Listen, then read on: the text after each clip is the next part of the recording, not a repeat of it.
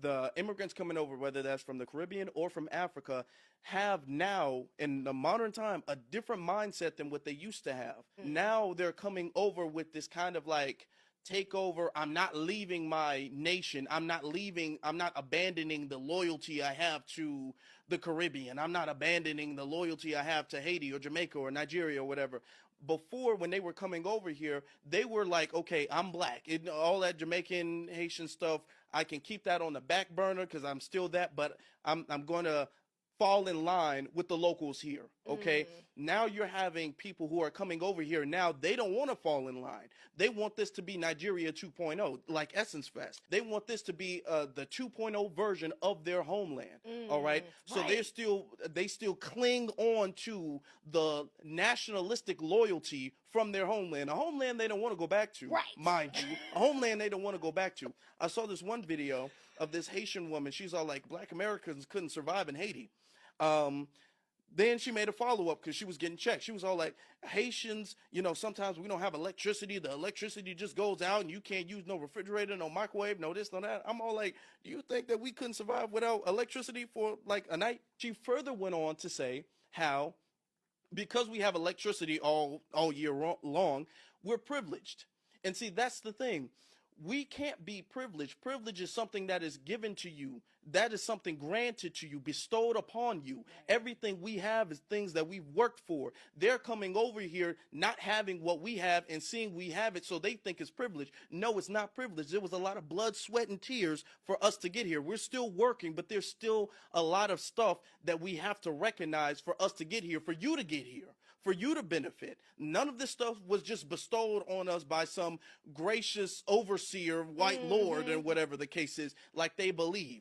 Okay. And with that amount of unappreciative attitude towards us is why they don't mind tethering. I want to give a special shout out to that brother because there is not an area of which that he did not miss. He pretty much touched on all of the points that I normally touch on. And for the simple fact, and this is what Black Americans speak on time and time again, of the fact that it's very funny that a lot of these tethers, a lot of these foreigners, a lot of these folks that come from everywhere else, they want to look at Black Americans as if we were just handed everything that we have. Historically speaking, we fought tooth and nail for everything that we have. Like I said, you still got Black Americans right now who are alive and well that went through a period of time where Black communities were specifically given poisoned water, and they were meant to survive off of that. They were meant to thrive off of that. And the government did that in order to stop the population growth in Black communities, in order to control the population in Black communities. Not only that, but also to further cause a disruption, right, health-wise, because you have certain folks out there that may be more susceptible to certain things that may be in that water. So then those folks are gone, mostly dealing with the older generation. Like I said, you got generations of Black folks that would have been here if it were not for the government's attempt at trying to stave off population growth within the Black community. So when we talk about race relations within America, we're talking about historically. Like I said, none of these immigrants, none of these tethers or anybody else, none of these people have the history that Black America is at. We have a very unique history that nobody else on this planet has. When it deals with the United States, we have a very unique history that nobody else on this planet has. Like I said, a lot of these things that we've gone through are documented. And it's crazy how both you have the Black Republicans, you have Black Republican immigrants and tethers, you got immigrants and tethers in general. And then you got just some Black people that just want to be like, get over this race stuff, get over this history stuff. That was so. I'm like, no, you got to understand that if you skip past, because I'm not sure if it registers for a lot of people, but if you skip past everything that Black Americans have gone through in this country historically, that is documented. All that's going to happen is that they're going to repurpose, they're going to republish that exact same plan, but they're going to disguise it as something else. And now everybody's hit. Because people don't realize, and at least from my point of view, Black history, or the history of things that deals with Black Americans in the United States, and solely Black Americans, that is in a sense the last bastion of, hey, we need to pay attention. We need to really study this so that we know the plans of the government, how it is that they move, how it is that they act, so that they cannot enact a lot of these plans again somewhere in the future. Because what they'll decide to do is that they'll move away from the initial thing, right? And they'll wait to implement it later on. I'm talking about like further generations. So as you see the current young generation, they're all like the get along, kumbaya type of stuff. Everybody's everybody and all this other type of stuff. They're going to implement things during the time of that generation once they start getting older, right? Because they know that by the time that they start getting older, that people of our generation, we're already, moving on to a greater pasture, another level, as people would like to sit up there and say. So it's going to make it easier for them to do these things because the lack of knowledge, because of the ignorance that is present, because people don't know the full totality or the history and didn't study it, or they weren't given the information on purpose, or it was taken away again on purpose. And I'm saying all of that and bringing all that into the mixture because just as ignorant as those groups directly are, again, you have the exact same thing when it deals with a lot of these immigrants. I don't care where they're from. I don't care if they're from the Highlands. I don't care if they're from Africa. I don't care if they're from South America. Everybody is drastically ignorant when it deals with Black Americans. And it's astonishing. It is astonishing how ignorant people decide to be, knowing the fact that when a lot of these folks come directly over here, that historically speaking, the government has stated that they give people help when they come directly over to this country. Like I said, there's a lot of Latins that come directly over here. They don't got a Social Security. They don't got nothing, but they're given a lot of things. They're given a free phone for communication. They're given all types of help, all types of assistance, all things for food, all things for assistance, things to help them find a job. And I'm like, if America were to even have spent that much amount of time that they spent on them, on Black Americans, oh, this would be a whole different story. This would be a whole different story. But like I said before, they know that if they are to empower Black Americans, that their fear is going to grow even stronger. Because for whatever reason, a lot of these folks directly out here feel that if Black Americans ever happen to, get up there and get where they're supposed to be and get the money and stuff, that every single thing historically that has taken place that they've done to us, that we're automatically going to do. And again, that's the fear that they have. We never said anything like that.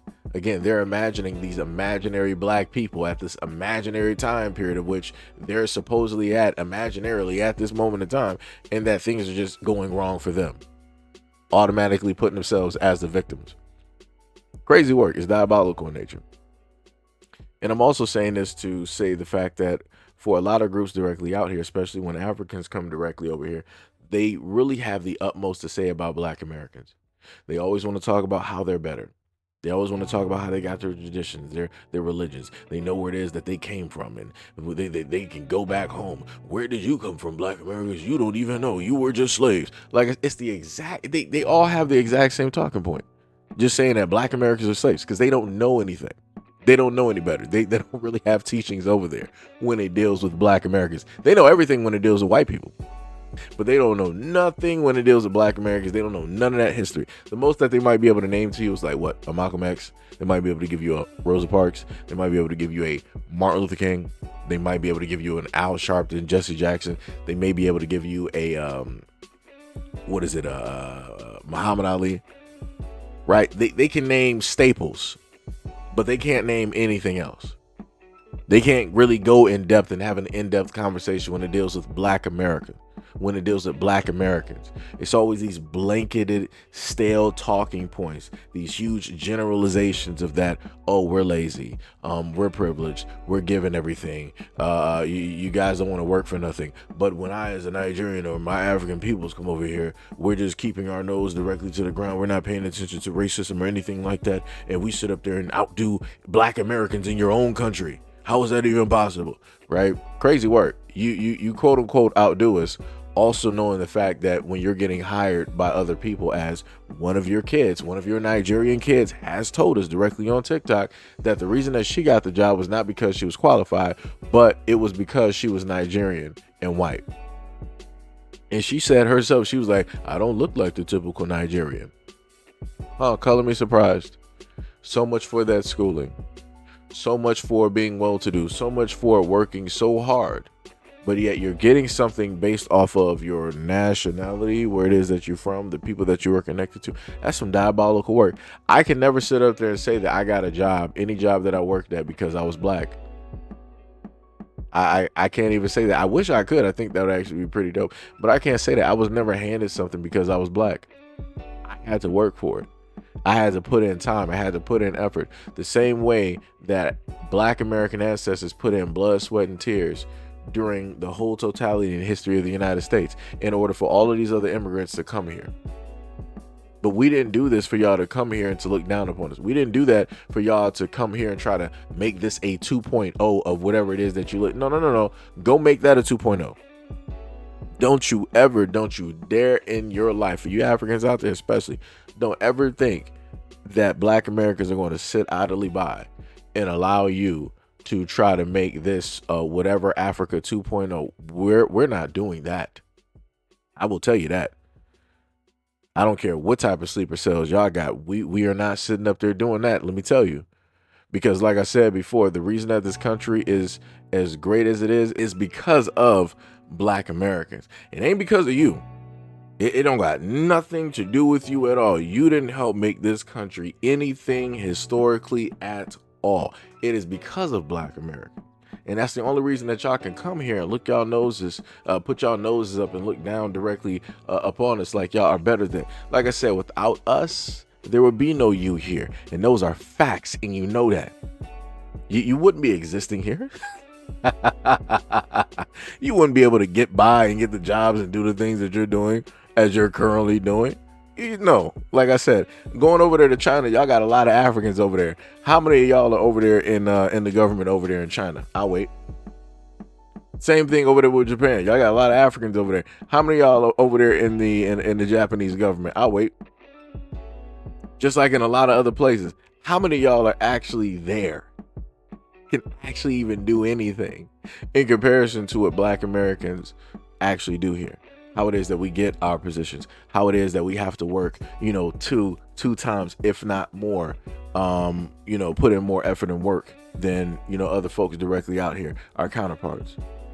Like I said, it's crazy how you guys come through and you want to minimize everything that we've been through, anything that we've contributed, anything that we've done, all to the fact of like, oh, you're nothing but slaves and you're lazy. That's some crazy work. But it's crazy to call us lazy, but the real lazy ones are the ones that run from their country. They run directly from their homeland. You say that you got all of this pride, all of this love, all of this energy from your place of origin, but yet you're not in your place of origin. You're preaching all of these niceties from the comfortability of a whole nother country. Because you know in your heart of hearts, if you were there, you would be struggling. You know in your heart of hearts, if you were there, you would be destitute. You wouldn't have nowhere to go. You probably wouldn't have any money. You'll be going to and from just like the rest of your folks directly up there, because there is a hierarchy directly there where you got the rich and you got the poor, and you didn't want to be a part of that hierarchy. That's why you ran. That's why you fled. That's why your parents ran and fled and brought you directly here, where you guys can comfortably fit amongst black Americans and masquerade and sit up there and cosplay. But like I said, it's crazy. It'd be like that though. But, all of that will soon come to pass, and people will be shown for who it is that they really are. And people are going to have to deal with those consequences, because all people had to sit up there and do is pay attention and listen to black Americans. And, when we had an olive branch directly out there, we could have met on the middle ground, and we could have been really working together. We could have really actually built something. We could have really did something. It's two different peoples, but y'all didn't want to sit up there and do it. Y'all came here. Y'all saw some stuff and you're like, we're going to take.